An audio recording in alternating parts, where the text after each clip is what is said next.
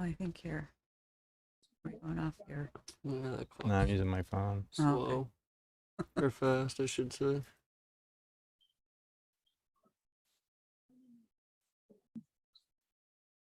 Okay.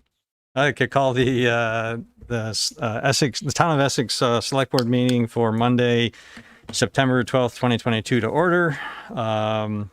First item on the agenda are agenda additions or changes. Any changes from staff? None from staff. Any changes requested from board members?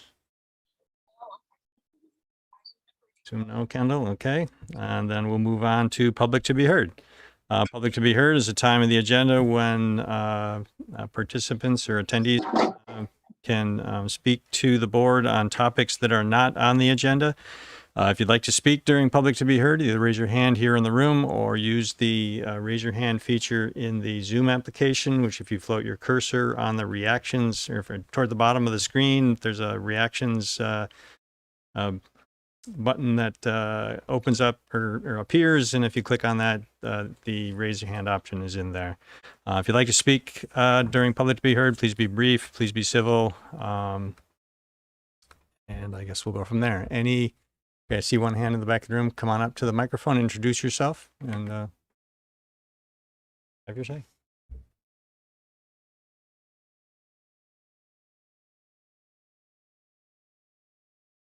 Hi there. Hi. I'm Rachel Lizotte. I live on Two Sage Circle in Essex Town, and I'm here about the corner of Allen Martin Parkway and Sand Hill Road. And almost every week, almost every day, there's junk on that corner. People leave stuff for free, and it sits for weeks. And unfortunately, what ends up probably happening is that the town has to pick it up. And there's tires, there's cars for sale, there's dressers that are broken. There was like a sporting equipment, flower pots, lamps. Anyway, so it's been years this has happened. So I decided to write up a quick petition. And I took it around just our street and our neighborhood. And almost everyone was like, oh yeah, the junk corner, the junk corner. And we would ask that the town, at the very least, posts a no dumping sign there with some sort of fine. And what we would also like is to be able to landscape that corner. I'm happy to donate our time, and my husband owns a company that sells seed and plants, and we'd be happy to donate. And I know that our neighborhood would be happy to revitalize that corner. It also is where Saxon Hollow Park is. And another neighbor mentioned that it's also really a health hazard to have that kind of stuff there by the park. And the high school students, another friend mentioned that the high school students wait for the bus on that corner, which is also pretty gross for those kids. I have the petition here. Unfortunately, there were also 16 other people that I was not able to get to, but there was an outpouring of response for this corner to be cleaned up. So we would just respectfully ask for that sign and the ability to landscape. Okay, thank you. Yeah. Do you want this petition or? Yeah, sure. We can take a copy of that. Okay. Is there any kind of response? I'd be happy to look into it and talk to our public works department and police. I'll have to check and see if we can associate a fine immediately with the no dumping. That might require an ordinance change, but we can certainly look at getting a sign up and seeing what other steps we can take. Okay. And there are other no dumping signs just about, not good with distance, but just up the road on Allen Martin Road, or Allen Martin Parkway, on the side of on the left-hand side as you're headed to like the condos back there. So there are no dumping signs just in the vicinity, but that corner is just really a blemish. Okay, thanks. I really like the landscaping idea too. Yeah, just to kind of deter. I mean, I think if some people had their way, they'd like a camera, but I decided to go the low-cost route in my requests. Right.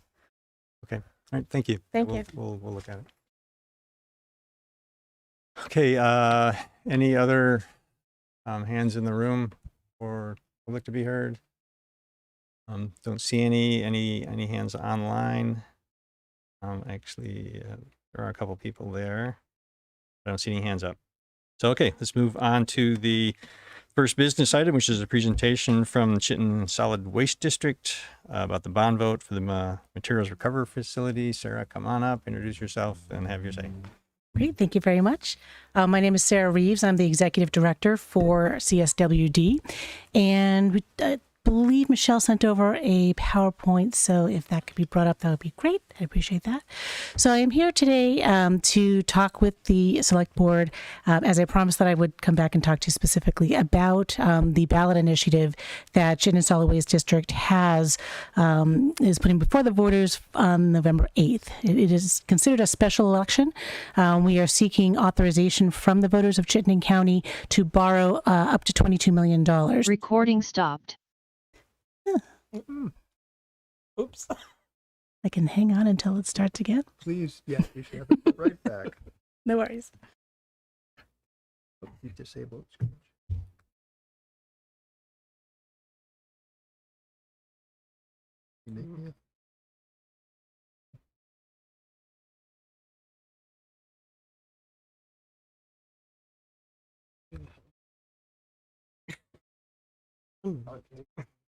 Sorry, some Do you want to make technical me the host again? difficulties here. What?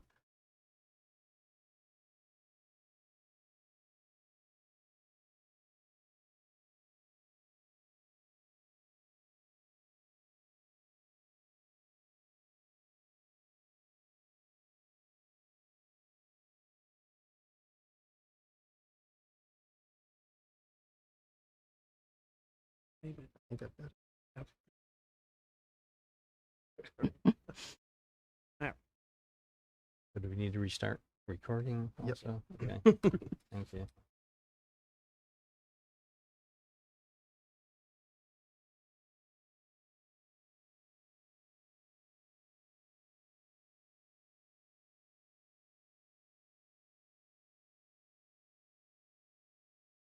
Recording in progress.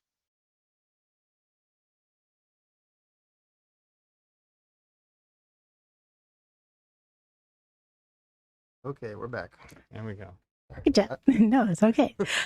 So as I was saying, we're requesting authorization from Chittenden County voters to borrow $22 million to construct a new materials recovery facility. And go to the next slide, please. And I don't know that anyone here needs to be reminded of who CSWD is, but just in case there is someone new attending from the public, this is who we are. We are a municipality created in 1987 by our member towns, and we do encompass all of Chittenden County to manage solid waste created in the district on their behalf. And our numbers keep going up. The population is increasing in Chittenden County, as are the businesses. So we serve not just residents, but also businesses, institutions, schools, etc. Next, please. And again, I think probably everyone here is familiar with the facilities and the services that we either own, operate, and the services that we provide to the residents and businesses of Chittenden County. And one of the key reasons I'm here today, again, is that last bullet on the bottom, their materials recovery facility. We own the MRF and we call it MRF, rhymes with Smurf. We own the MRF here in Chittenden County. It is, again, a municipally owned facility. The other facility in Vermont is privately owned and operated by Casella. Next slide, please. And what it does is it basically is a big plant, a manufacturing plant that sorts the blue bin recyclables. So anything that you put in your blue bin or your blue cart, or that you drop off to one of our drop-off centers and put in the recycling container, gets brought to this building and then is sorted into different commodities. So we sort them into bottles, cans, jugs, cardboard, paper, tin. We own the building, we own the property, we own the equipment. We do contract with Casella for the daily operation. And as I mentioned, it is the publicly owned facility in the state. So why do we need a new one? The one that we have now is built 1993. It was built to manage 25,000 tons of recycling. We are currently processing about 47,000 tons.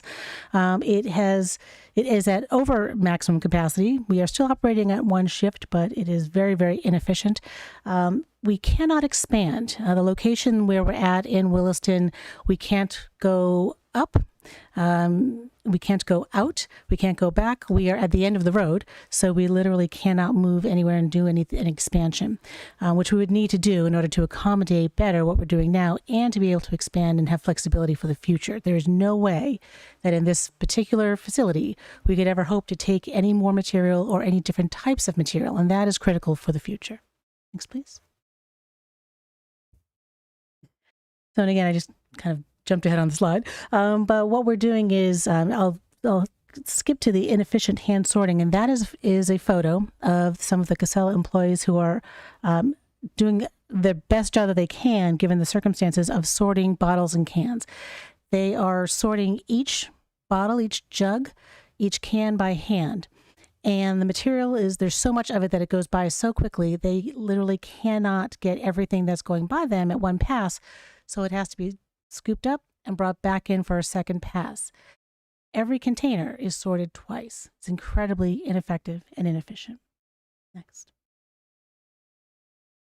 Also, we have very limited storage. This is a photo of, on the left side, milk jugs, and on the middle and the right are laundry detergent jugs that are being stored outside because we don't have room inside to store them. This is not at all ideal. It is not industry best practice. You always want to keep all your materials indoors whenever you can, really at all times, and particularly in Vermont with our variations in weather. This is not ideal, and the new facility, everything will be kept inside. Next, please. So it might be a little bit difficult to see, but this is the conceptual design. Again, this is being intended to be built on property that CSWD owns in Williston on Redmond Road, just down the road from our admin building and our drop-off center. And the blue square is a representation of the current MRF's size. So you can see that we're looking to add on either side. On either end, one is the receiving area or the tip floor, which will triple in size, and on the other side is the storage area for the bales, which will also triple in size. So the entire MRF currently would fit in just the processing area of the new MRF. So we're looking to go from about 32,000 square feet to about 60,000 square feet. It's desperately needed. Next, please.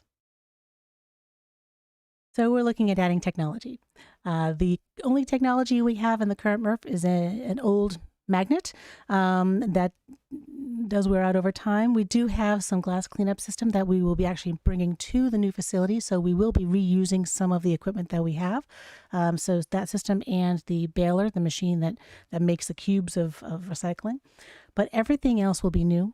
Everything else will be up to not just today's standards, but really the standards that were in place 15 years ago. We are that far behind. So we need and deserve to have a modern facility here in Vermont so that we can continue to recycle as much as we can and to have some flexibility for the future as packaging does change. Next, please. And again, more square footage means a higher quality output. This also means much more efficiency. Everything will get run through once. And the folks who are working there today, they are Casella employees today. If Casella continues to operate the facility, they will all come over to the new facility. There will be no loss of jobs. That has been a question and a concern. Well, how will automation affect employment? And actually, it's going to make the work much better. Right now, as you saw in that previous slide, that sorting room is extremely cramped. It is not a great environment. In the new facility, those sorters will become quality control people. And the machines will sort to the initial pass, and then they will just have to sort anything that is missed by the equipment. So it becomes a much less taxing job. The building will be taller, airier, brighter, and will just be a better environment for our workers. Next, please. We are looking to future-proof. We don't want to be behind again. So with the addition of technology, which can be programmed to read different types of material, whether it's different types of fiber, different types of paper, different types of plastics. We can adjust as packaging changes over the years. If you think, even 10 years ago, we have different kinds of packaging now than we did then, certainly than we did 20 years ago, and certainly than we did 30 years ago. So as packaging evolves, we want to be able to also evolve with that. And this new facility will give us the space and the technology to be able to adapt for the future. Next, please. And these are some of the environmental benefits. I won't run through all of them, but we are building the facility so that we'll be able to accommodate at least up to 70,000 tons of recycling a year. So it gives us a lot of room to expand and to take more material and keep more material out of the landfill, again, as packaging changes and as our population is growing. Next, please. And I mentioned the better conditions for employees. We can move on to the next one. And this is an important piece that I want to make sure that all voters are aware of and understand. We will not be sending a bill to any of our member towns. We will not be asking to put any fees or any taxes on property taxes. We are going to be paying for the bond out of our operational fees, operational revenue, and out of the revenue that we receive from the sale of recycling. So we are not going to be, like I said, sending anyone a bill. It will not impact property taxes. We're not going to be imposing any additional fees, no assessments to pay for this facility. And we have modeled this scenario, multiple scenarios to say, okay, what is the absolute worst case that can happen before we're in trouble? And it has to be extremely dire, meaning, we saw pretty dire circumstances several years ago. It's got to be worse than it was back in 2008, but worse than it was in 2016, 17. It has to be a real catastrophic situation to where we wouldn't be able to pay the bond. So we are anticipating, again, we've modeled at least a dozen to 15 scenarios and are confident that we will not have to come to you for any assessments or any taxes. Next, please. How are we going to pay for this is also the next question. So we're looking for bonds from the Vermont Bond Bank in the amount of about $16 million. We are applying to and have the Closed Loop Fund, Closed Loop Partners, for an interest-free municipal loan in the amount of $6 million. And that is to basically be able to reduce the amount over the course of the 25-year payback of the bond. So it has an initial higher price tag in the first 5 years of paying back that closed loop fund debt, but then in the out years it's much, much lower. And again, we're kind of relieving some of that pressure in case there are some variations in the markets. We have about $3.5 million on hand in cash that we can put towards this if needed. Also looking to receive a grant from the Recycling Partnership of about $500,000, and this is before applying for any money from the EPA. The EPA is managing a very large recycling infrastructure grant program. It's a 5-year grant program, and it is for municipalities. So we will certainly be applying for as much as we can to that program. The EPA has not seen this amount of money available to them ever. So there's a good possibility that we will be able to receive some amount of money. The first round is a competitive grant. We are essentially basically shovel ready. If this is approved by the voters, we are ready to go. So I think we have a very, very good potential application to the EPA. So I am hopeful that we will be receiving some money from the EPA, but we don't know, and it's never guaranteed. So that's why there's a little asterisk there. But I'm very, very hopeful. Next, please. So what we're asking is for a yes vote, and it's a little bit different this year than it may have been in past years, due to the new law that is having the Secretary of State mail out everyone's general election ballot. It is a little bit different. So there may be the assumption that when people receive their general election ballots in the mail, that they have everything they need. And this is considered a special election. So the Secretary of State has informed us that they are not able to mail our ballot because it is a special election. Even though we consider this to be a local issue, the Secretary of State's office does not. So unfortunately, that means that voters do need to request our ballot, our CSWD ballot, they can do that either through the My Voter page or they can contact the clerk. You can certainly vote in person, and the ballot will be provided to the voters when they vote in person, but it's another step. So we're doing a pretty significant get out the vote and just a voter awareness campaign to let people know that when you get your packet from the Secretary of State, there's still one more you need to request, unfortunately. So we're doing postcards, we're doing front porch forum posts. I'm talking to people. We're trying to get the word out that if you want to vote for our ballot initiative, we do need you to take that extra step. And next, please. I don't know if there's any more on that. Oh, just questions at that point. So yes, questions. All right. Thanks, Sarah. Any questions? Don?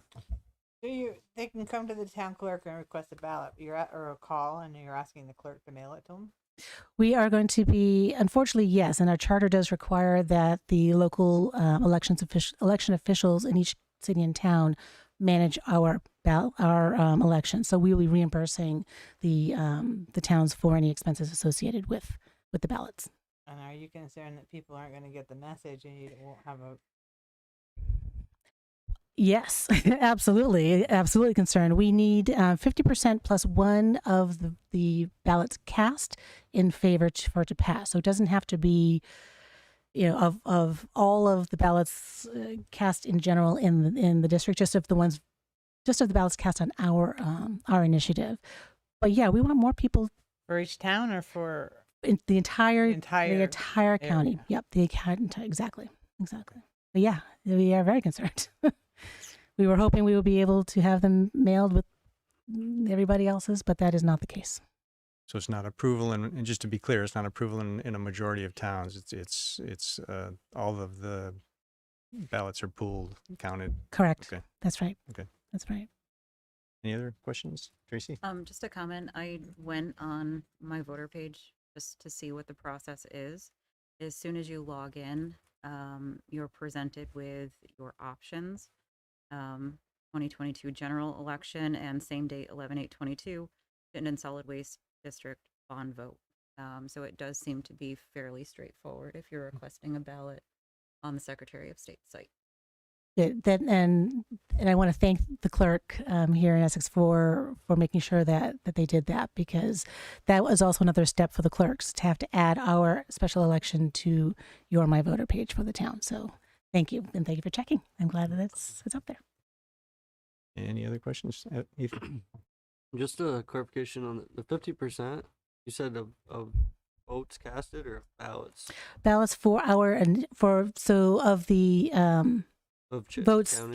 / ballots of just our elections. So let's say there's 100 ballots cast for governor, but only 62 of those people got our ballot. We just need 51, like of the total of 100 to be able to pass our ballot. So if like the entire district was 100, only 62 people got them. We just need 51 of those people to say yes. Probably not being super clear. That probably made it even worse. I just didn't understand the 50% or 50 plus one. So there's no minimum number you need, or you need 100 people to vote? There's no minimum number. So if only 3 people cast their ballot and we get 2, okay, it goes. Okay. But ideally, we would love to Right. have had this in everybody's hands, so that if they feel strongly for or against, they have the opportunity to let their voice be known. But Thank you. it's not how it happened. Kendall, any questions? Do you have a plan for repurposing the existing MRF? Oh, that's a great question. I love talking about this question. Thank you for asking. That is still in the blue sky realm. The board has not decided yet what to do, specifically because the voters haven't yet cast their votes and made their decision. If we are successful in being authorized to borrow this money for a new MRF, then we could start having the conversation about what to do with the current building. And there are a bunch of different options. So it's a good asset. It's a 32,000 square foot building in the industrial park right off Industrial Avenue. So I think it would have some good marketability as an asset to be sold if the district wanted to sell it. I think we could have other uses for it as a district. We could lease some spaces to maybe other kind of like-minded businesses. We could take on additional businesses ourselves, or additional lines of operations. We could use it for special waste, special recycling. We could use it for mattresses. We could use it for collecting special items that we don't want in the blue bin, but have recyclability, such as plastic film. It could be a great consolidation area for something like that. For bulky, rigid plastics, like, little tight houses and turtle sandboxes that won't fit in your cart, but are good plastic and could be recycled if they're not able to be reused. So there are several different possibilities as to what that building could be used for. And we'll have probably 2.5 years, I think, to figure that out, or at least 2 years to figure that out. And I would welcome input on what the district and what the members would like to see that used for. If you think that there's something out there, that a service that is not being performed, or that we need to take a look at, it's a great opportunity. It's a good space. It's just too small for the blue bin, but it can certainly be used for other things. Excellent, thank you. Yeah, I was going to suggest for some of the things that everybody recycles now, but that don't actually get recycled, be a good reuse. Thank you. You're welcome. Thank you. All right, thanks, Kendall. Yes, my question. Oh, good. Anything else? It's a good. Yeah. It's a big asset, and there's just so much more that we would like to do if we have the space, and maybe that's what we do. Any other board member questions? Not, I'll open up to the public. Margaret, you want to come up? Sarah, if you could make a little space for her. On the other side of her, Margaret. Yeah, actually, Sarah, it's probably easier for you to move than the mic to move. Okay. I can do that. Well, Scott's not here.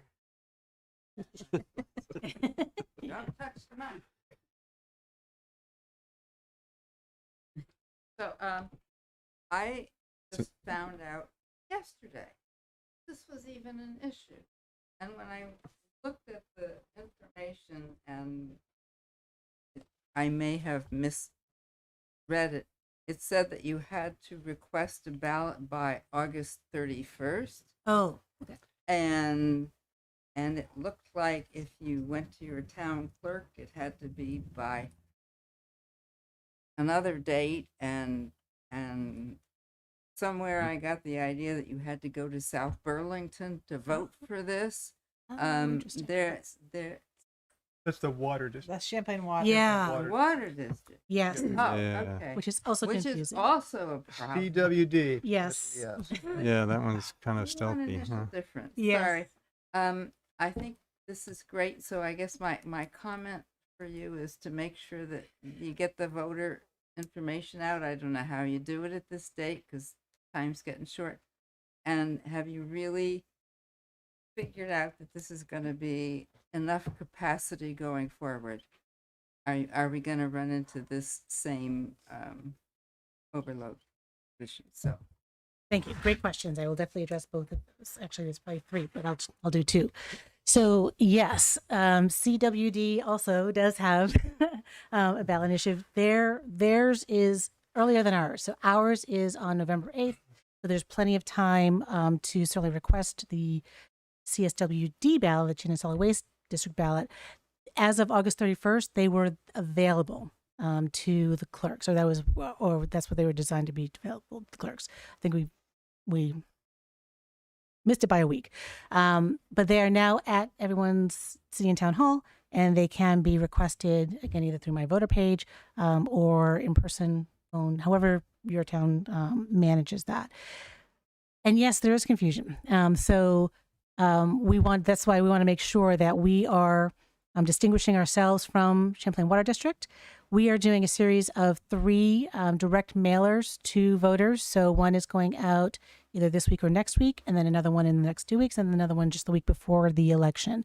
So if people do think that the deadline for ours has gone because of CWD, CSWD, they'll get another reminder to say, nope, this is something different, and then a second reminder, another something different.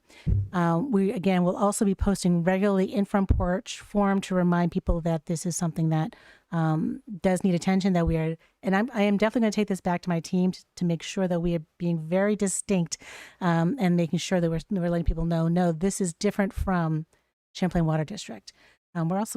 We tend to be, mixed up with Casella as well, because sometimes it's Casella Waste Management, CWM, and so we'll make sure solid waste and recycling is front and center, and people know to look for recycling. And then so just the awareness.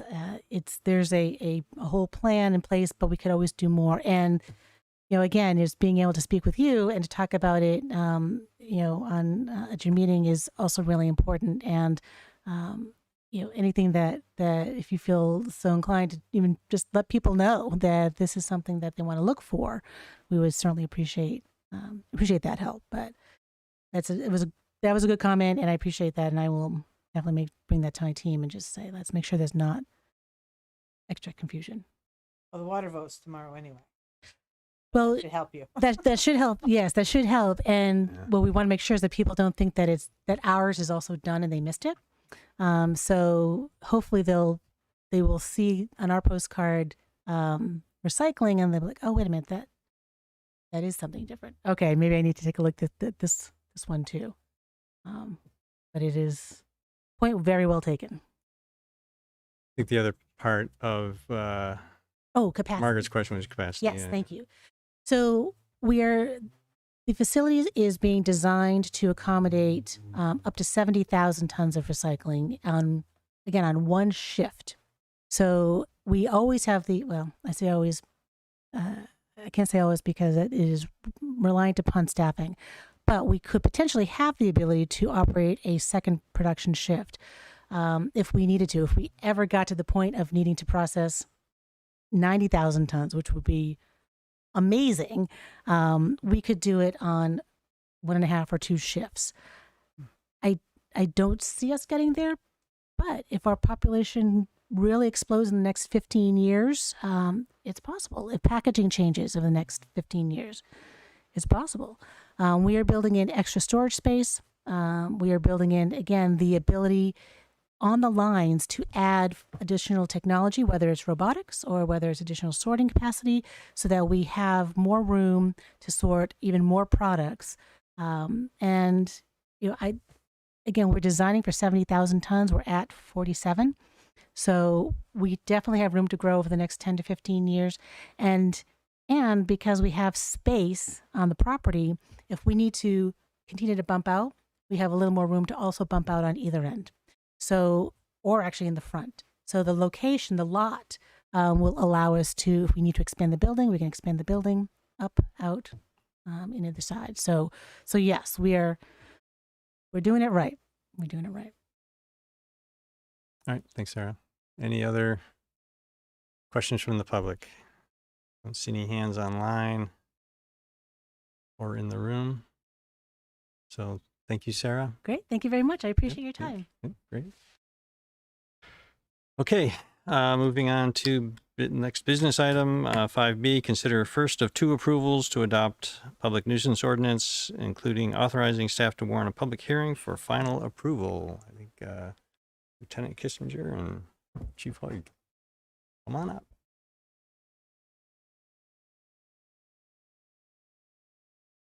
Thank you for having us here. Yeah. I think we captured what the board recommended last time in changes, and that was what's presented to you tonight for the board. We came up with a better definition of public space. I think that captures what the board was looking for to alleviate any ambiguity. Apparently I'm tongue-tied tonight, but should properly define what people were looking for, what they were concerned for, of what a public place was considered. So I think that captured that. We also changed the times for trash pickup to 6 a.m. and we also included within a residential space So any commercial property would not be affected by earlier pickup times. And if they were not deemed residential, that would alleviate that problem. We also rearranged and cleaned up Table A, so it's easier to follow, and change some of the language in that to make it easier to follow as well. After further discussion with the chief, we decided to eliminate the noise ordinance regarding firearms. We felt there's enough laws on the book to prevent that, whether it's through hunting regulations or through Title 10, which does protect the landowners. We felt that was something that belonged in probably a future firearms ordinance down the road, where that could be looked at a little bit more in depth and maybe create different shooting areas. Obviously getting feedback from the public when that does come around, but we felt it didn't belong in the public nuisance ordinance at this time. Okay. Thank you. Any questions or comments from board members? Ethan, go ahead. I'll start. The only thing I'm a little bit concerned about is there's two sections here. I was just on the one. I'm scrolling down what you're talking about. Is excessive sound. It is under B, express prohibitions, and it is B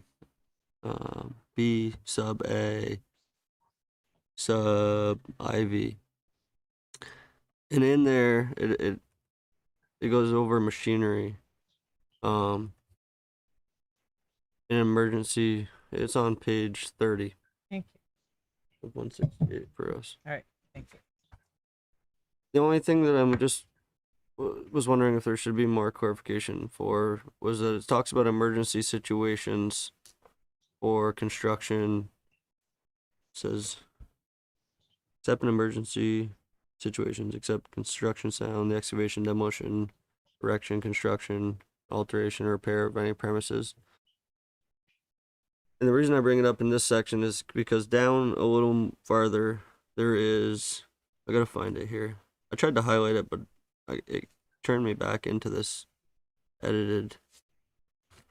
So page 33, the top of page 33, it is under exemptions, after the decibel reading. And it talks about equipment for maintenance of lawn, grounds, and lawnmowers, hedge trimmers, weed trimmers, chainsaws, all of that.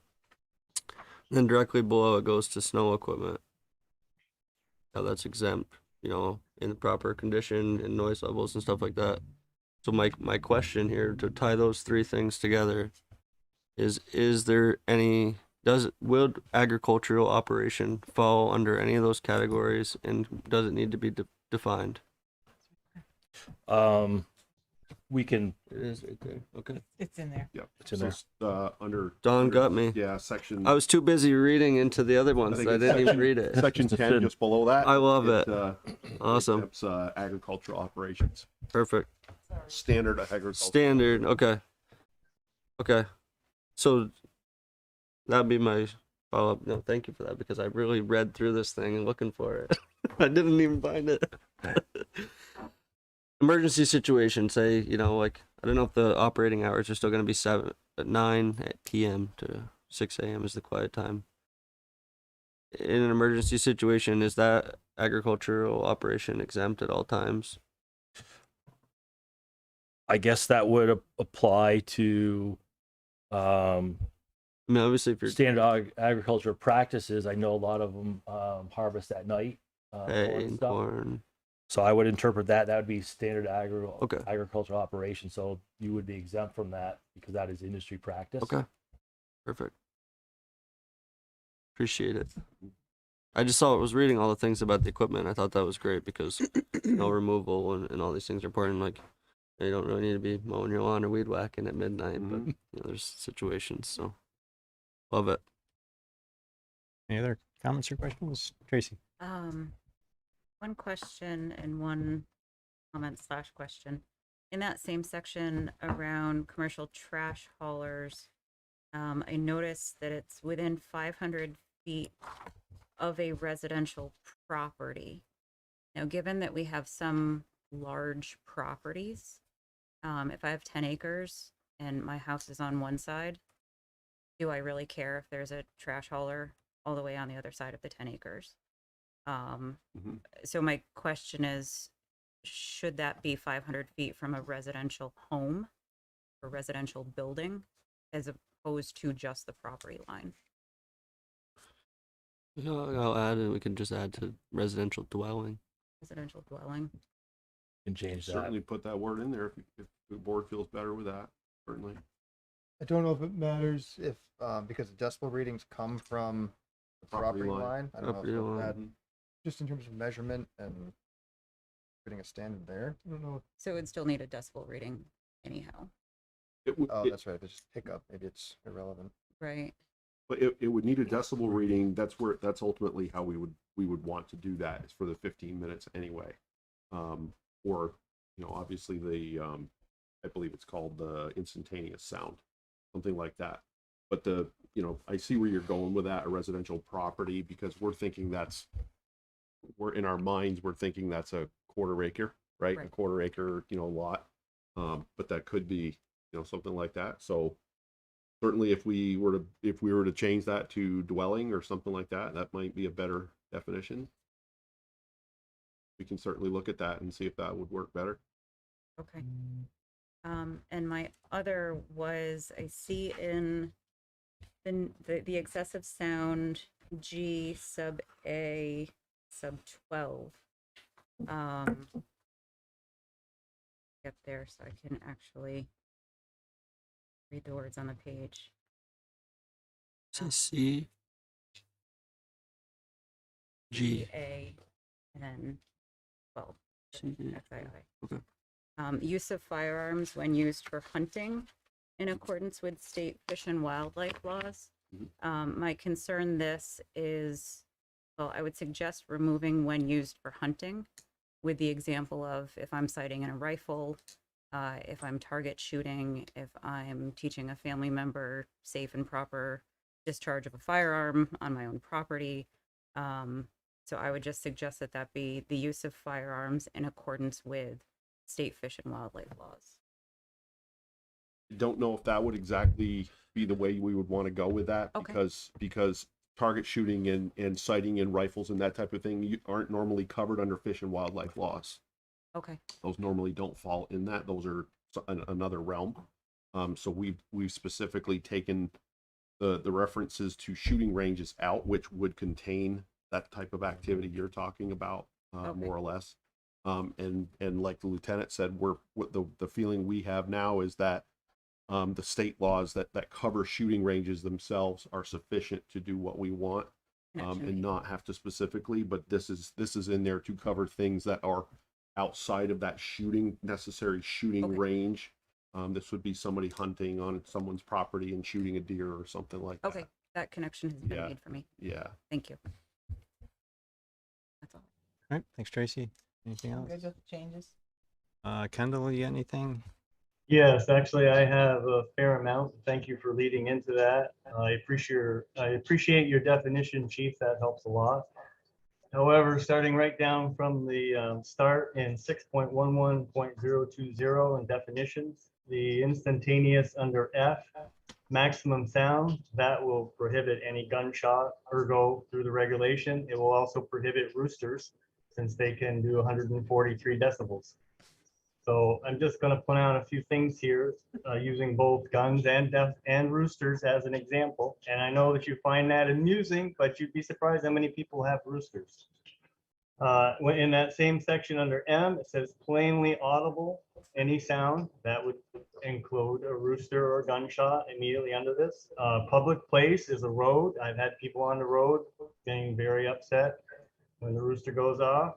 The source premises, anytime the sound crosses the property line, it's going to create a problem. I've had good neighbors and bad neighbors. In section M, where it says unreasonable sound, that would naturally include a gunshot or a rooster. But my question is, what is a reasonable person of normal sensibilities? That to me sounds like a rather subjective definition. And sometimes when you use subjective definitions, one person's idea of reasonable is certainly different than another one.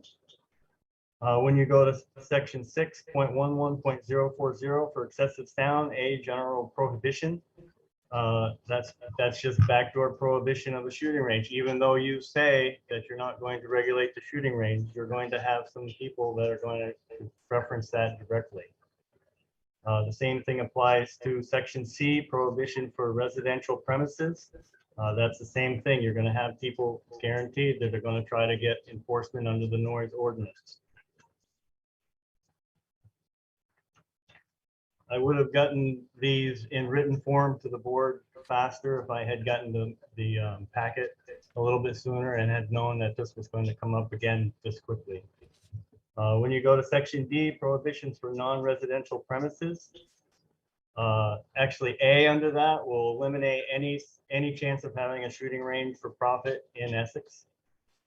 Section D, additional means everything, and that could include anything and everything that comes up in the future in an ordinance, and that has happened.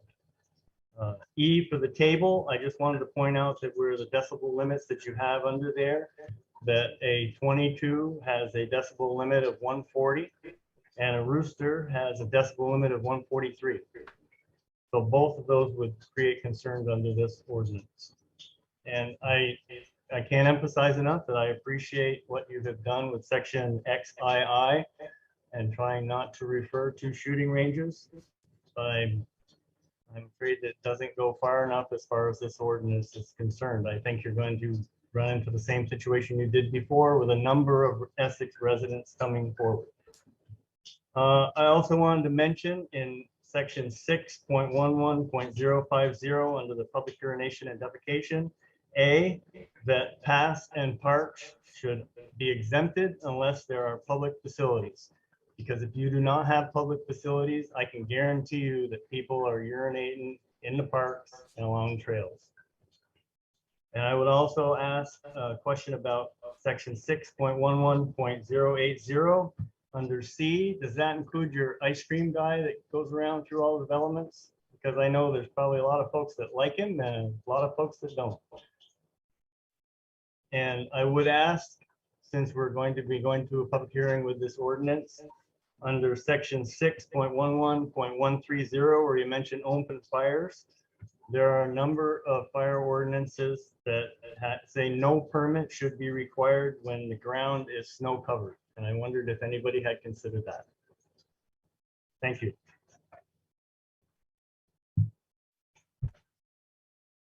All right, thanks, Kendall. Seems there's a lot there. So if you can reduce all that to writing, that would be very helpful. Absolutely. Yeah, get that submitted. Yeah, I was going to ask a similar question about we're exempting shooting ranges by just omitting reference to them. We're not explicitly exempting them, right? We're not so that's right.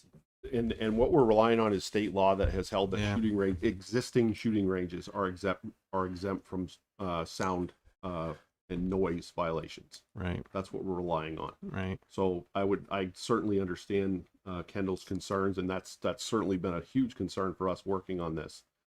Is that we don't want to infringe on those. Right. They are specifically exempt. So if we don't have that in our ordinance, then if somebody was to complain about a shooting range, my opinion would be that it's an existing case law would prevail over our ordinance. Correct. True. Okay. And the only ones by statute under Title 10 are the abutting landowners are the ones that really can complain about the noise. And if that is only if the range was started after that landowner making the complaint was there previously to the range opening up. So it's very specific on who can file a complaint regarding noise. So if you're down the road, Kendall, I understand what you were saying on that, but if you're down the road, if I read the statute correctly, they really don't, by law, have any reason to file a complaint. Ask a question about that. Does that help at all, Kendall, with the shooting range question? Yes, that does. Yes, that does. I'm just afraid that we're going to get into a big contentious meeting like we did before, because there is a lot of concern in this community, as you well remember, about that. So I just want to make it front and center. I think that our plates are full right now, and I don't think this would sail smoothly through, but I may be wrong. Light up my email. Thanks, Kendall. You got a question, Ethan? Yeah, I just had a little clarification. Got the same thing tonight. A little clarification question about what you just said. So under the existing shooting range, say you know I shot at my house for 10 years and then I sold my property and the neighbor didn't like that I shot at my house. The new landowner moved in. It's no longer an existing shooting range. I believe those rights go away when you sell the property. Yeah. Preface that if it's an existing range, someone like Perils would have indoor shooting range, or it's a business, that would not be nullified. So the hard part that we ran into to try to answer your question, Kendall's last time, is how do we go about identifying ranges? And one of the listeners last time brought that up, that they would have an issue with that. But that would be the only way for the town to, I guess, really clarify what protections are afforded to those. So if someone just says, I have an existing range and they only shoot the one time, it's hard to differentiate between someone who has an established range or who's been shooting on their property for 10 years versus someone who just started to shoot. And that's why we decided that this is better left for an actual firearms ordinance down the road. But we could definitely revisit it if that's the board's wish. Okay. I had one question or comment, I guess. I think that it looks like an edit was made to specifically address this. There's also a separate dog ordinance that talks about noise from kennels. And so I see that there's somebody had asked me that question. A resident had asked me that, and we're still, working on the question here, but I see you put it in there to explicitly reference that statute as taking precedence in that case. That's correct. So yeah, thank you for that. That's governed by their land use. Right, the zoning permit for kennel or boarding. Right. Okay. Does that include livestock? It's explicitly in the cows moving all night. There's the chapter 4 or section 4 of Kendall, how loud's a cow? Of our ordinances, there's explicit for dogs. Yeah. So it is yeah. It depends on the livestock, but you'd be surprised how loud they can be. I know that donkey you have would be over the sound limit. Yeah, I sometimes hear cows at night sitting on my back porch, and of course when I tell somebody that, they say, "Oh, what were they saying?" Moo. Yeah. Oh. So anyway, okay. Any other board member comments or questions? I'd like to open up to public see if they have any comments. Go ahead, I have one more question before we go whichever way we're going. Is there a way to put something in to eliminate this ordinance to prevail on any firearm? Could we put an exemption in there for firearms within?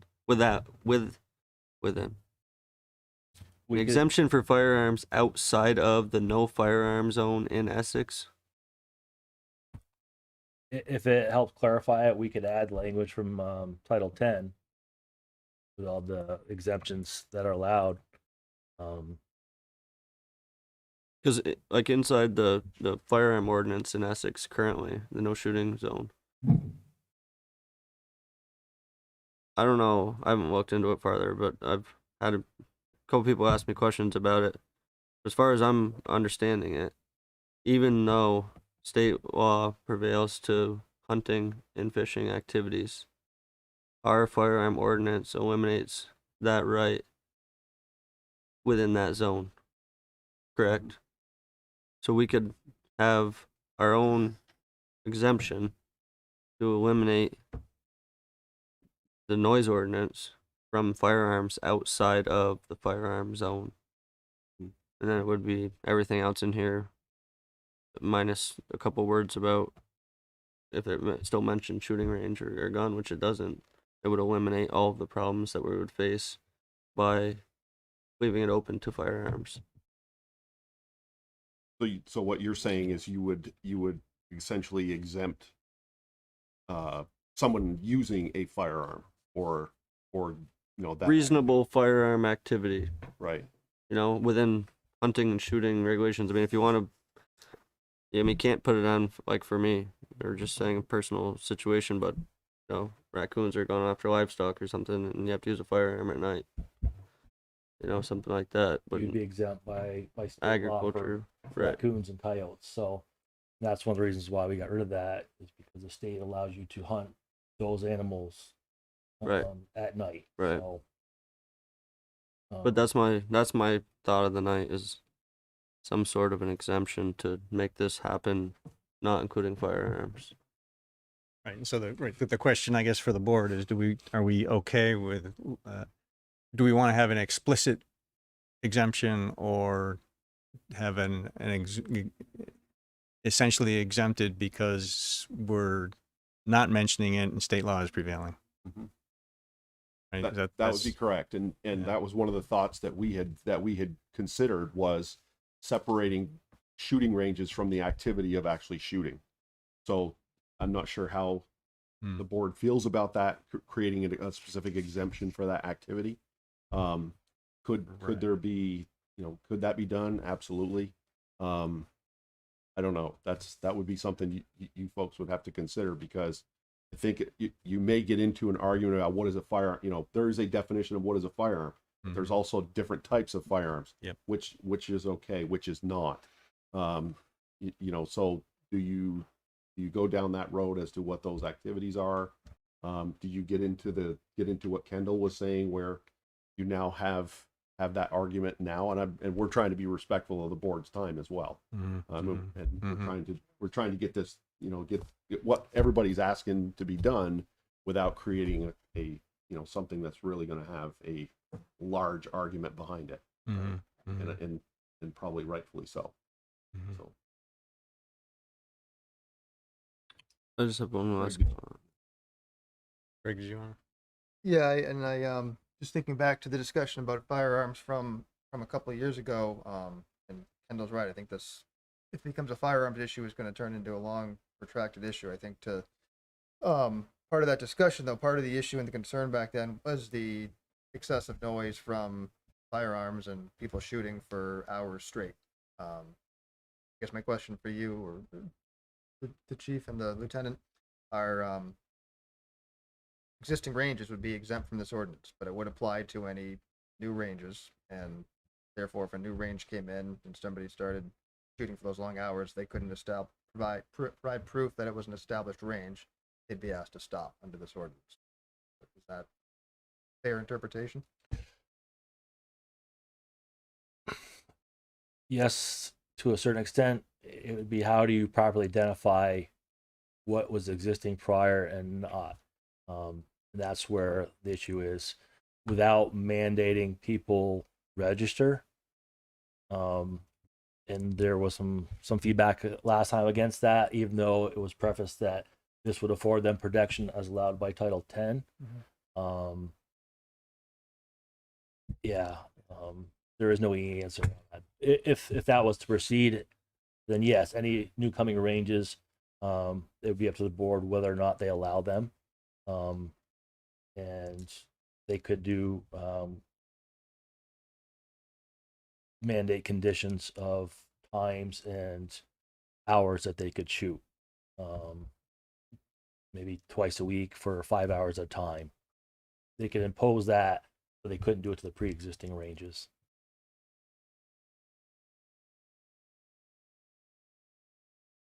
So I think I just have one Yeah, go clarifying ahead. question. I mentioned it earlier, but I just want to bring it up because it ties in perfect right now. But that does include any private landowner who buys a house in Essex and decides to shoot in their 100-acre property. Right? Mhm. It exempts, I mean, the state law exempts an existing range. Right, but it prohibits a new range. What is an existing range? I know that's the That's- thing. And Right. that's where that's the kind of the conundrum that we've been in trying to write this. How to do is it. that how do we define an existing range without people having to Right. register with the town? And then you get into Yeah. a larger Issue. discussion with that. So, to me, the board really has a choice either to exempt it altogether, like you've indicated, or do what we've written here, which is basically allow the state laws to dictate what an existing range is, what is not, and then make a determination if there's a complaint at that point. And you guys can make the determination within the department, or would that be under state jurisdiction? It would be up to us to use the state's attorney and our legal advice, the town's legal counsel, to be able to determine, how do we handle that specifically. So, Right, potentially could be decided by a judge. yes.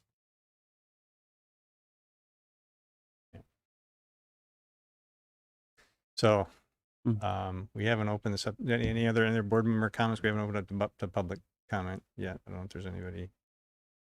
Anything else, Ethan? I'm good. I'm just thinking it all together still. Yeah. Like Kendall said, I'd out on Friday and I was worried about tractors.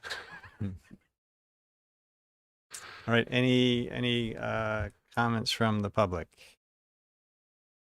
on this topic? Brad, go ahead. Hi, Brad Kennison. So you spent about 90% of the discussion on firearms. Is this a firearms ordinance meeting or a proposal, or is it a public nuisance ordinance? If you want to have a discussion about firearms, we already had that and have spent nearly 2 years on it. And most of these issues that you brought up were flatly rejected during the firearms ordinance hearings. I'm in favor of excessive noise being addressed in this ordinance by someone who's shooting, in their backyard range. If they're not being respectful of their neighbors, which is something that we strongly stressed during the firearms ordinance meetings, and being respectful of neighbors and being safe. And as the chief brought up, this state law covers most of what has been brought up this evening. And so, writing this into this ordinance, these firearms ordinance, firearms statutes into this ordinance, it's already covered by state statute. So, if you want to have discussion about firearms and shooting ranges and so forth, we can go down that road again. But, I don't see the need for this discussion as part of a public nuisance other than the noise issue. Thank you. All right. Thanks, Brad. Any other public comment? See any hands in the room? Okay. So what's the board's pleasure? I know we have Kendall brought up some issues that haven't been necessarily raised to the raised before. Do we want to go forward or Don? Go ahead. Right. I mean, given that we've waited months for this to get done, and we've asked them to go back multiple times to fix it, I think we need to proceed. Because it is a public nuisance ordinance. It has nothing to do with guns. The firearms ordinances are all separate. And I just think we need to proceed. And if somebody has a rooster crowing, I like listening to them crow. But anyway, that's beside the point. I just think we need to move on. And I think it's time that we get to have our public hearing and get it approved. Right, We thanks, need Don. this ordinance, this noise ordinance. Right. Tracy, do you have a comment? I'm in total agreement. And tonight we accept and then adopt, correct? You accept tonight, or you do first passage, and then you warn a public hearing. Right. If there's no changes after the public hearing, then you can adopt it. Right. So this isn't the last bite at the This is apple, so not to speak. correct. Right. Correct. So with that said, I'm gonna make a motion that the select board accept the public nuisance ordinance with the change to 6.11.040 B subsection A subsection 6, changing residential property to residential dwelling, and authorize staff to warn a public hearing to consider final passage of the ordinance on October 3rd, 2022. Second. Okay, thank you, Tracy. Thank you, Don. I just want to look quickly. You said accept, right? Accept. Is that the right term to use? Okay, It says pass in the recommendation. Correct. So I think we pass it tonight, and then what's the, and you can adopt it. and then we adopt it. Okay, I thought accept pass or, With your policies, it's accept, I think, but just in our charter, I believe it says. okay, so pass. everything I just said, but change accept to pass. So move. Second. Okay, thank you, Tracy. Thank you, Don. Apologies. Yeah, no, I just wanted to make sure we didn't miss the language. Before you vote, I'm going to double check our charter. If you can bear with me for Okay, 1 minute. all righty. Yeah, what's the expression? Sharpening the axe doesn't delay felling the tree. So let's make sure we get it right. Yeah.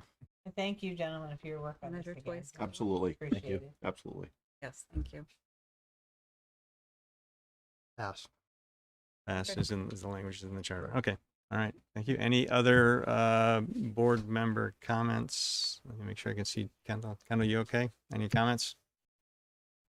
I will hold my peace. Thank you. All right. Okay. All those in favor, please say aye. Aye. Aye. Opposed? No. I'm sure I heard you, Ethan. I'm gonna abstain. You can't abstain. Can't abstain. Can't abstain. Well, I'll vote for no. Okay, so because we have a member attending remotely, we need to do a roll call. So Don, Aye. Ethan, No. Nay. Tracy, Aye. Andy, I, Kendall. Nay. Okay, so motion passes 3-2. So we'll have a public hearing at our next meeting. All right. Moving on to the Mr. next. Chairman, before we move on, is there a way to turn the AC down a little bit? I'm sorry, but it's Ah, a little chilly over in this. it's a little hotter in my seat apparently. I'm huh? sorry. Thank you, Greg. Okay, let's see. Next is thank you, Thank you. Lieutenant Kissinger and I Chief think White. I'm staying. You're staying for the next round? Okay, great. Yeah. Okay, business item 5C, consider acceptance of facilities use policy for approval at a future meeting. Greg, is that you? That is me. No, no. So basically, the proposed policy is trying to codify and capture what the practice has been for many years, but has never been written down or adopted. It's something that used to come up occasionally in terms of who gets to use the buildings, what's the process, how are we approaching it, those types of things, and we always tried to remember back to how did we do it last time, how was it the time before that. That sort of all got put on hold during COVID because the buildings were all closed to the public anyways at that time. Since we started opening up again a few months ago, we've started to have some more of those inquiries to use some of the community space, whether it's this room, the police station, other facilities. So staff wanted to put together a facilities use policy to document what is being done and how to do it going forward. The model is based off of, or the policy is based off a model from the Vermont League of Cities and Towns. That's how it was put together. I understand there's been some questions about for-profit usage, political usage, religious usage. We've never allowed that in the past, to my knowledge. I guess I can't say forever and ever, but to my knowledge, that stuff has never been allowed. Few reasons. It's kind of one of those all or nothing types of situations. If you allow any political use, any religious use, you have to allow all of it. This is taking a look at more keeping the facilities open to community events. Homeowners associations would often use them to have their votes in their annual bylaws, their annual meetings, just to try to capture what's going forward. So that's the background. I'm happy to try to answer any questions about it. Thanks, Greg. Any board member questions? Don, you're nodding your head. Go ahead. Starting this off. I don't have a problem with religious groups not using it because they have their churches, or people that are in it for profit because they get paid to do their fundraising. I have a problem with not allowing political groups to use it, especially if they're designated, like, you know, your Republicans, Democrats, and progressives, or through recognized parties in Vermont.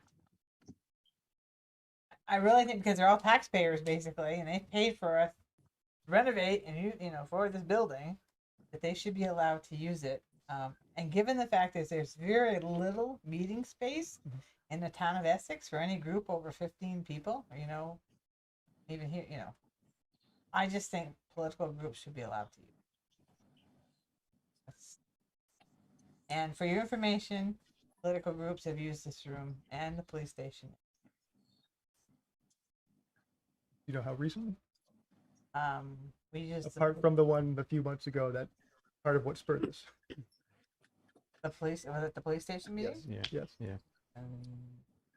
I can remember when another political group met here. I don't know, 2 years. Okay.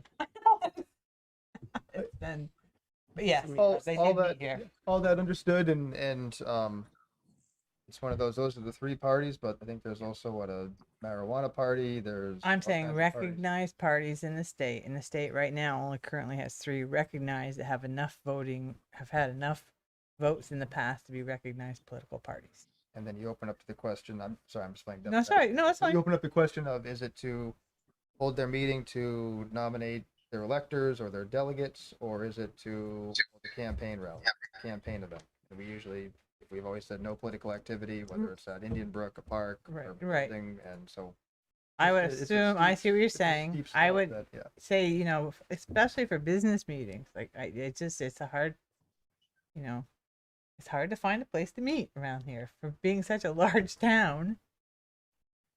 And I'm sure if you attack the price onto it, I just think that, Add $100 fee for political groups. well, whatever. I'm just saying because these people that make up these groups are also taxpayers within this town. They've helped us get where we are today as far as, I'm just some concern, but I've said my. Thank you, Don. Ethan? I was thinking the same as Don, just in the sense of allowing the buildings to be used by the taxpayers. But one of the other clarifying questions that I had was that the facilities are available to qualified users on equal terms without regard to race, color, religion, national origin, or other status covered by applicable state or federal laws or regulations. We live in Vermont. We live in a very mid to low income community. Let's just say you wanted to have a birthday party and you are a certain religion, and there's certain aspects of the religion involving birthdays and holiday events where you have a large family with 30 people. You want to get together and have a meal or any of these things. My question is why, if that was allowed because it's just a family gathering, but then it was twisted to be put as a religious event, where would the fine line and definition be there? I think it'd probably be taken on a case-by-case basis and probably fall to the manager to make those things, and probably depends on how it's presented too. If it's looking to have a family birthday party or a family dinner, okay. If we're looking to have a religious event that happens to also be birthday, well, we don't allow religious events. I'd probably ask some questions and try to figure out exactly what's being proposed. It's like a Christmas dinner with 25 people. It's technically a religious event. Or bar mitzvah, or Thanksgiving, or,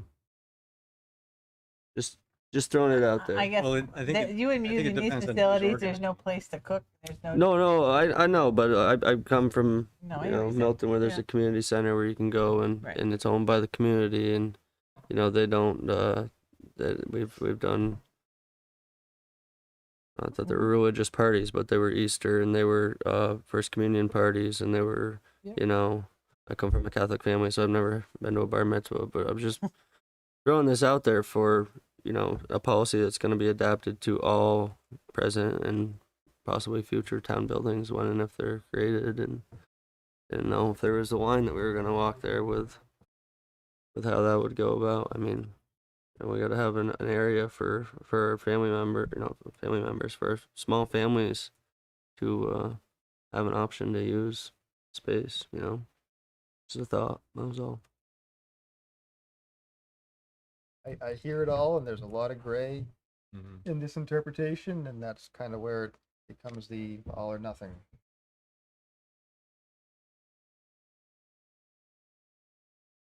Tracy, any thoughts? Any? Mm-hmm.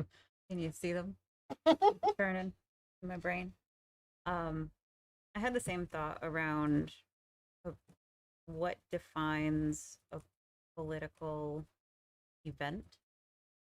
I don't particularly see the harm in allowing a political organization, a political party to have a reorganization meeting, a regular business meeting.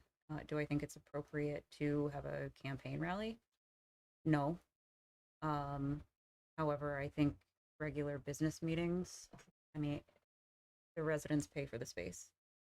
If they want to use it to conduct the business of organizations that they're a part of, even if they do have a political purpose, you know, it's not that we are endorsing those individual views.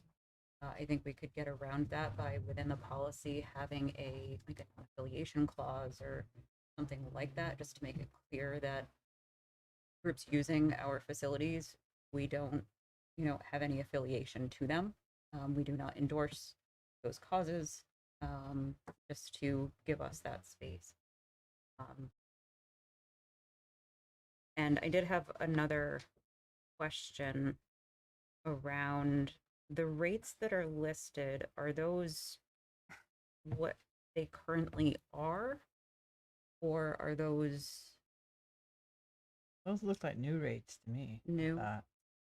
I would have to double check on that. I know Memorial Hall has been 25 hours. I don't know if the rates have proposed to increase. I'll have to double check on that. Okay. And Dawn, I think you mentioned it earlier, but I mean, it may be worthwhile if, you know, a political organization or group would like to use the police station or this room. Perhaps we do charge a nominal fee, because there is, you know, there are some resources that need to be utilized in order to book and use the space.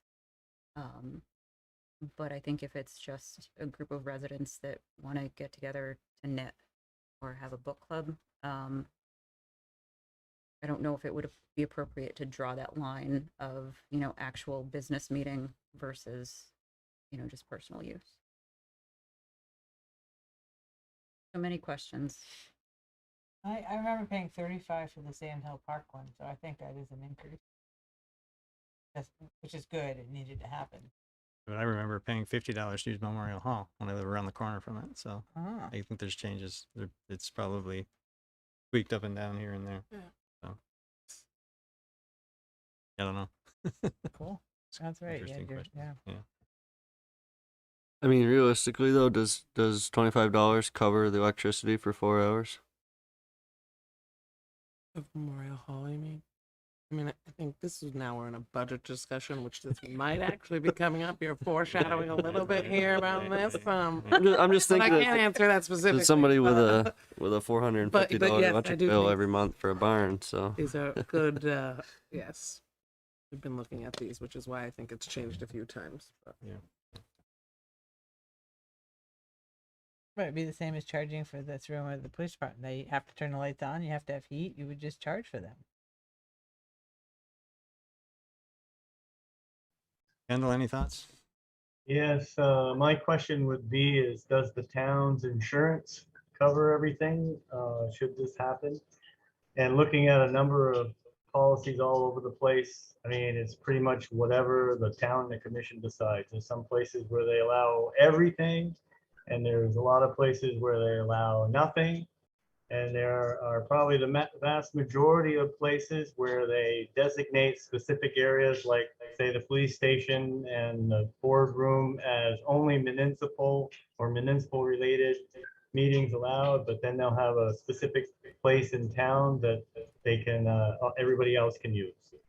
For instance, you could say Memorial Hall in Sand Hill would be open to anybody, but the police station and the boardroom would not. So I'm probably not offering anything helpful. Thank you. All right, thanks, Kendall. That's helpful. Thank you. Yep. Yeah, I know some of the thoughts around the all or nothing comment is if you allow some use, you have to allow. Do you have to allow all use? Meaning, and it could be if there's an organization that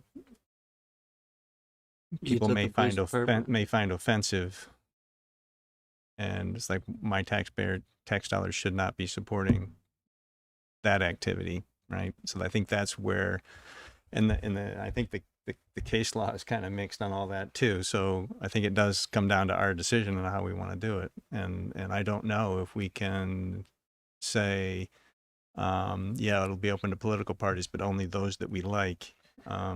That's where recognize political parties. Yeah, but yeah, I don't know how to, whether that's. I can take the feedback and talk with Marguerite and Travis, who did a lot of work on this, and put our heads together and see if we can do something like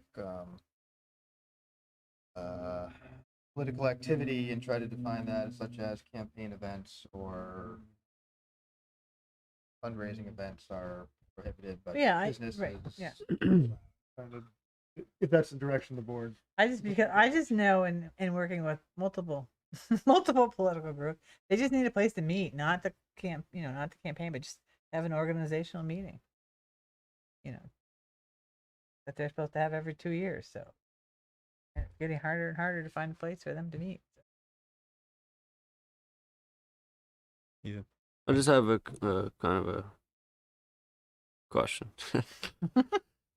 Who makes the discretion? Well, let me ask this in two parts. How is the discretion made previously, and how is the discretion made when this became an issue?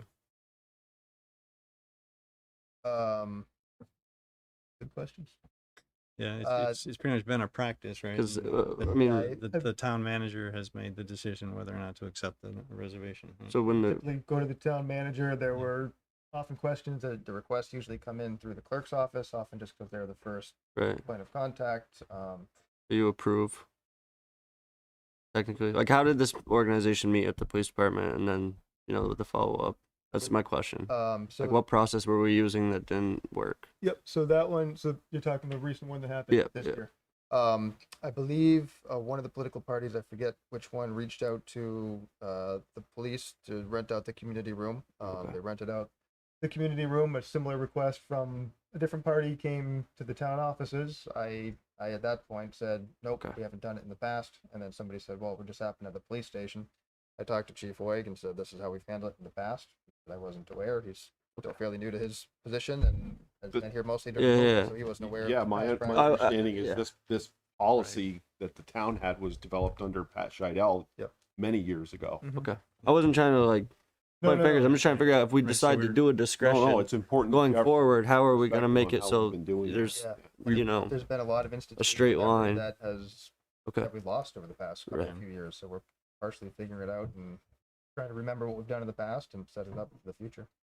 Yeah, so we're coming out of COVID where nobody was using buildings, and we had lots of new folks on board. And during COVID, our building was pretty much the only one that was available for like the last half of it, maybe. And so there was a miss to our practice, which we don't have a policy for it, right? We haven't had a policy. The reason I had asked, because I was going off what Don had mentioned, and what I was thinking is if you use the three recognizable parties and have them be established. You know, like there's you know, the independents, Republicans, and Democrats of each town, right? So like Milton has their own and Essex has their own. So if you make it so it's available to those of Essex in a recognizable party, you know, in an established group. So there's only really, if there's, you know, there's only 3 groups, right? You're in the group, you're in the group. If you're not, you know, maybe you should join the group so you can go to the meeting, to the police department. Yes, we need a legal opinion whether we can do Right, that. but just an idea, you know? The other thing that I heard Yeah, it's that cut and dry. may be relevant is for business meetings, that to clarify specifically what purpose might be allowed if we go in that direction.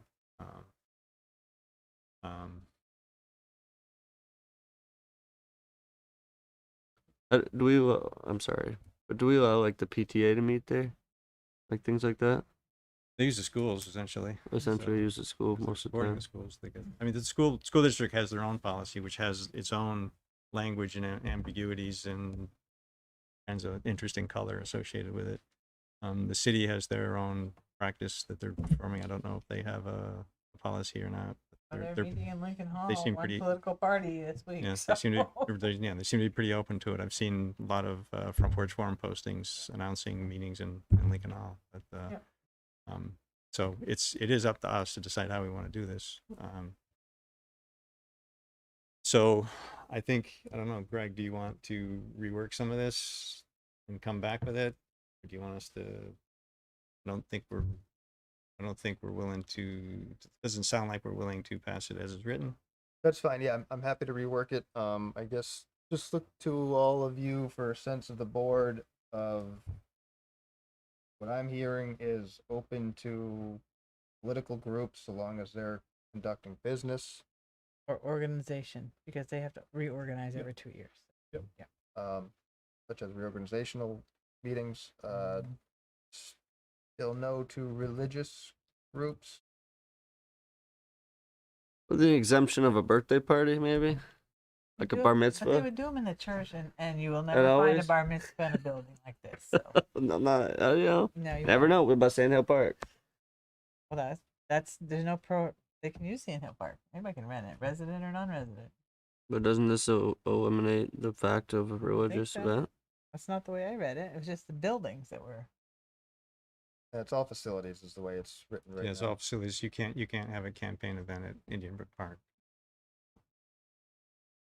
Right, but I'm just saying they could rent the park for a birthday party if they didn't. It just says birthday Indian party. Yeah. Indian Brook isn't even in here. You could have a you could have a campaign event. There's no structure there. At Indian Brook. The we policy don't does say- rent the My concern was the political part because they are taxpayers. So, but as far as like I said, religion and the rest of it, I mean, they usually have their own facilities. But let me frame it I can another way. agree Is there is anyone on the board interested in looking for exemptions or allowances for anything other than political parties to conduct a business? I'll speak up and say that I might suggest that since the previous manager pretty much authorized this off the cuff of his hand for all kinds of stuff, there should be, maybe you could set it up something like we do the licenses for alcohol or something, where it's you have a group or a couple groups that want to use it and you run it by the board for approval or something. I mean, I'm just thinking, because you do that with liquor licenses. Yeah, the good thought. My reaction to that is that for liquor licenses, there's an annual deadline, and they know that it's coming up, or it's a new business that's coming in out of cycle, so there's some time coming up. A lot of times with these requests, we'll get it and say, "Can we rent it on Friday, or can we rent it on Tuesday or next week?" And so then it's not that 2-week period or this time of year that even 1 month period, where somebody might need it as soon as possible without waiting for a board decision. And it also keeps it out of your hands, and don't have to. Yeah, the liquor license is basically a yes or no. Do they have any issues? This is, like I said before, a lot of gray area. So, kind of takes some political heat off of you too to just have a policy in place. Well, I would be comfortable with you making that decision, but if you run it by us, it takes the heat off you. So, touche, fair. So we didn't open up to public comment. I do want to allow that opportunity before we move on. Any hands in the room? I'm not seeing any. Anybody online want to speak? Okay, not seeing any there either. So I guess seems the consensus is to ask you to go back and rework a few things and come back with it. So, all right. Thank you. And I'm sorry, Thank but you. that's just the way Yep. I feel. Yep. That's why we talk about them. All right. Move on to business item 5D, discussion and possible actions to appoint select board member to charter review committee. Greg. I'm going to turn it over to Don. I knew you were Oh, going yeah. I was wondering if it would be. I'm the select board member that has requested to serve as a representative to the Charter Review Committee.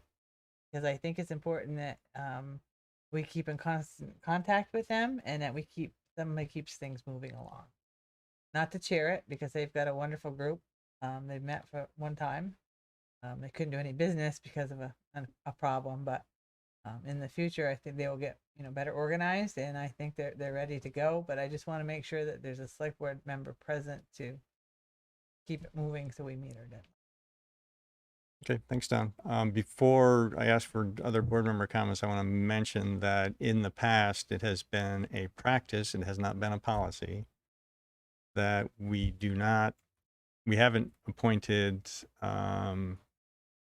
select board members to our volunteer committees as voting members in order to avoid the select board over influencing. I don't need to vote. I And so just that's be able to participate. yeah. I'm just I just want to get through this. That this is we did this for years and years with the energy committee, for example. Irene, who's actually online here, was a ex officio member, non-voting member, while she was a select board member.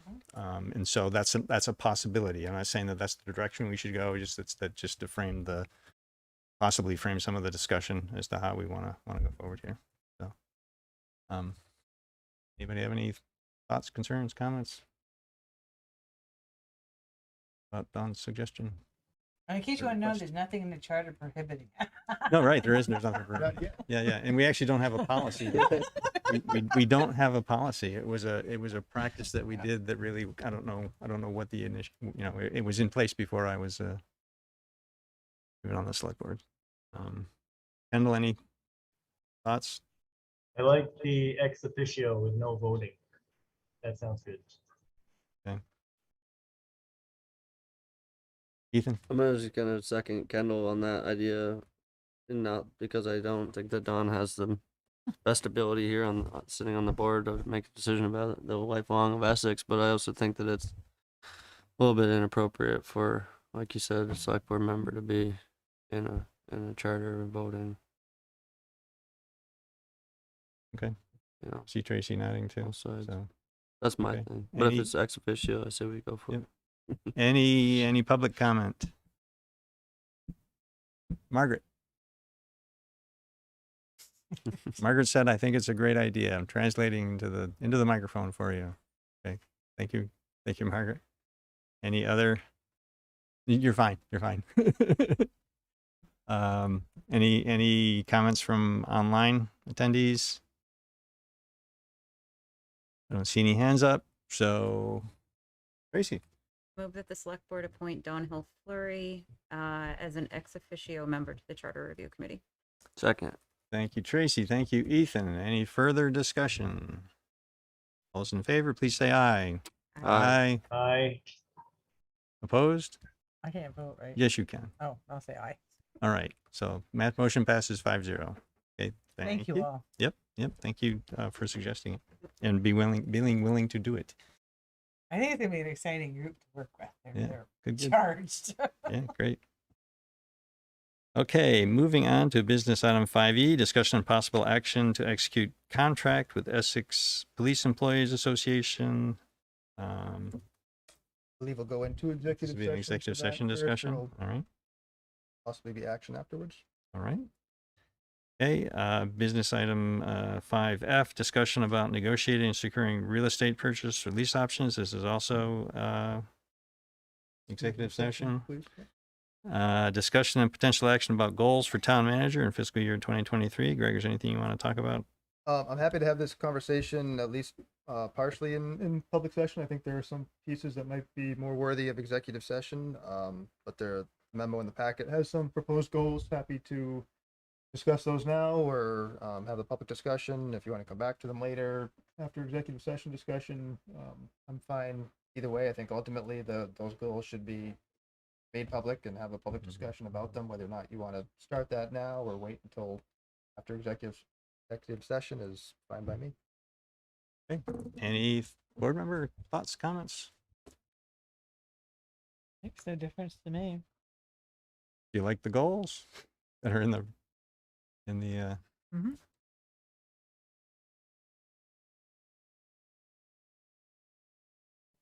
I think there's a few we could add.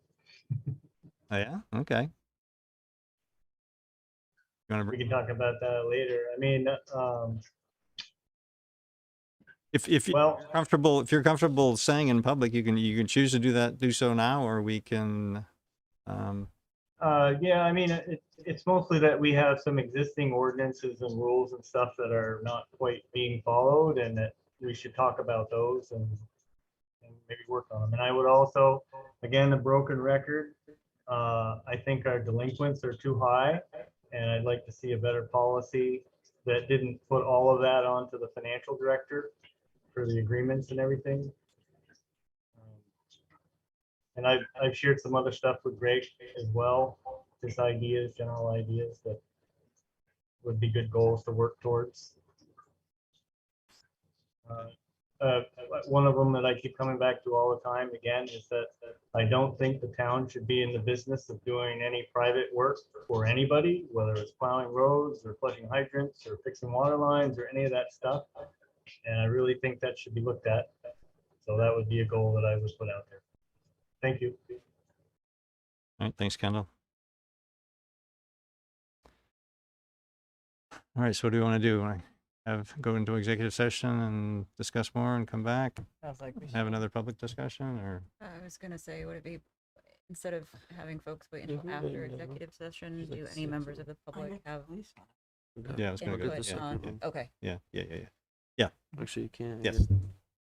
Rather than ask what we're going to do next, I should go to the public first. Yes, thank you. Okay, any comments from the public about goals for our manager? These are goals that the select board is required by contract to establish and then measure the manager's performance on during his annual performance review.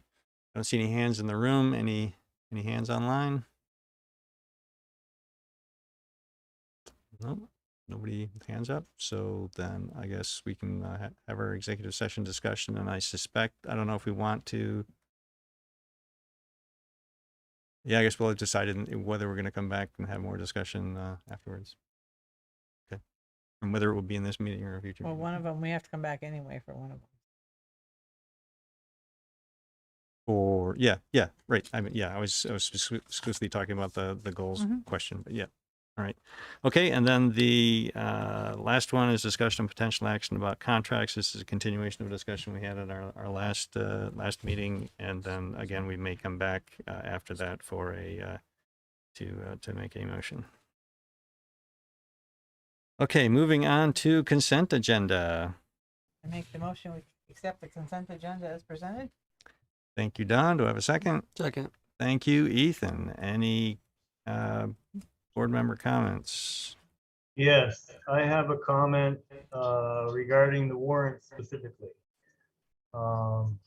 We have a new financial director, and I think it would be good to look at the way the budget and everything is presented to the board, because as a new board member, I feel like I'm rubber stamping bills that have already been paid. And as I look through the warrants, I've noticed there's a lot of invoices that some go back as far as January, February of last year. I'm not sure why we are paying invoices from the previous fiscal year and the current fiscal year. And is that because the audit hasn't been done yet and they do that themselves? But I have a lot of questions. And I'm not questioning anybody that anybody's doing anything. I don't feel that I have enough information about everything that's being spent in relation to what the budget is to be able to say yay or nay. So I just wanted to put that forth as a growing concern. Thank you. Thanks, Kendall. Sounds like you might be interested in some sort of education about how we do our financials. So Yeah, Kendall, I'll reach out. You can be in touch. Yes, that would be great. Thank you. yeah, it might be helpful for many of us to see that. Actually, but to get the specifics of what he's asking about. Yeah, great. Okay, any other discussion? We do have a motion, right? Yes. Okay. All those in favor of approving the consent agenda, please say aye. Aye. Aye. Opposed? Okay, motion passes 5-0. Moving on to reading file. Any board member comments? Tracy. I did have a conversation electronically this weekend around local option tax. The person who commented had said that they were under the assumption that local option tax was based on voting district. And I followed up to verify that it's based on municipality, not voting district. And also clarified when the city's local option tax for sales, rooms, meals, and alcohol would go into effect. That's October of this year, by the way. But it got me thinking that perhaps some more education could be done to residents and businesses to clarify that, as well as the form on the state tax website.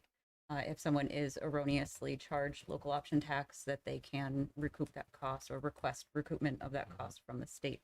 And also just bringing mention of your letter that's in the reading file about the zip code update as well. I think that also ties into that discussion. Yeah, to comment more on the zip code thing, there's with the separation of the village from the town, there's questions about the shared zip code, and the U.S. Postal Service has a system called the Address Management System that has every mailable address in the U.S. in it. And the system previously recommended using Essex Junction or Essex JCT with the zip code 05452.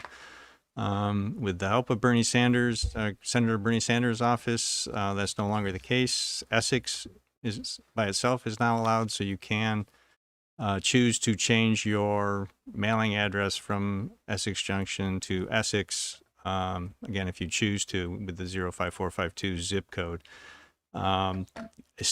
Getting a new zip code is a much bigger deal if that's where somebody wants to go. I think this is the least painful option for most folks. So anyway, if you choose to, you can use Essex. My wife has used Essex for years and years and years. There is a possibility that her mail was often delayed because the address management system notes a discrepancy between the city name and the zip code and kicks it out and requires a manual a review of that. That will no longer be the case. So if you use Essex, it will also you can use it for 05452, and a lot of the online retailers use that database, and so now they may offer you the option of picking Essex Junction, Essex JCT, or Essex as your preferred address, because those are now all linked to the 05452 zip code. And this discussion isn't necessarily related to the local options tax. Local option tax is keyed by the 9-digit zip code. And maybe we need to at some point send out the link to that list when it becomes available October 1st, so that folks can check to see if they're on which side of the tax line they fall. And yeah, I understand there's a lot of confusion about Essex versus Essex Junction. There's actually going to be something in 7 days this week about that problem, that even businesses that are in Essex don't know that they're in Essex. They still they think they're in Essex Junction. Again, a good example was someone who thought that they had to charge the local option tax when they don't. So yeah. I think some education around that definitely would be helpful. All right. Anything? Yes, I had a question about the appraisal. It looks like the appraisal's coming up because of our values are way down. I've heard concern from some communities that they feel that this is just a blip, that they're not going to change. I don't think that's going to affect Essex though, is it? I don't see our property values going down. Oh, No, so Kendall, there's a state law around property values, and it ties to the common level of appraisal. And if that's at 100, that means that the homes are selling for basically exactly what they're appraised at. If it gets up above 120, 115, or down below 80, 85, that's when a reappraisal is triggered by state law. So right now, our appraisals are, the last fiscal year is like 85.0 something %. So we were just above that threshold where the appraisals are about 85% of what homes are selling for.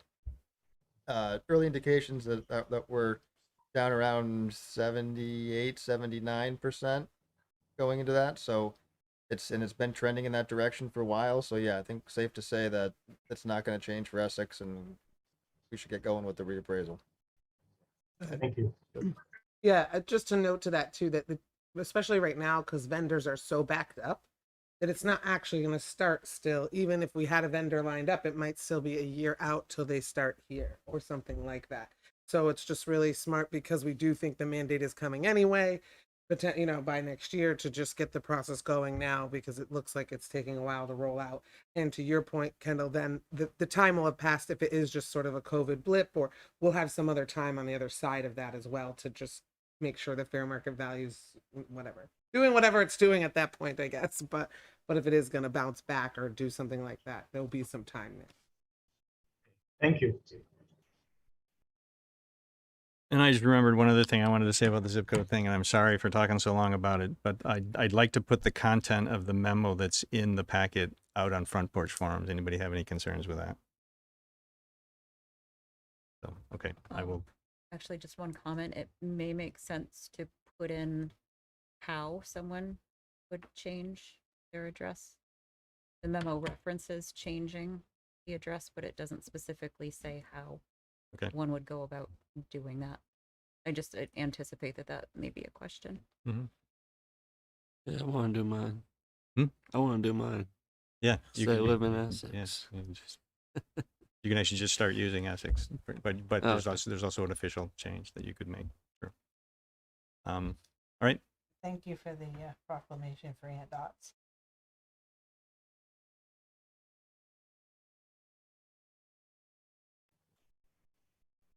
Yep. Well, that's in the that was in the consent, right? Yep. Whatever. Yeah. Great. Anything else? Okay, so we got I don't know how many executive session motions do we need here? I've got one. I move the select board make the specific finding that premature general public knowledge of the town's position concerning ongoing contract negotiations and labor relations agreements with employees would place the town at a substantial disadvantage. Second. Thank you, Don. Thank you, Tracy. Any further discussion? All those in favor, please say aye. Aye. Aye. Move that the select board enter into executive session to discuss contracts and labor relation agreements with employees pursuant of 1 VSA 313A 1A and 1 VSA 313A 1B to include the town manager, deputy manager, police chief, and HR director. Second. Thank you, Don. Thank you, Tracy. Any further discussion? All those in favor, please say aye. Aye. Aye. Okay, both motions pass 5-0. You got more of them? I move that the select board enter executive session to discuss the negotiating or securing of real estate purchase or lease options in accordance with 1 VSA section 313A2 and to include the town manager and deputy manager.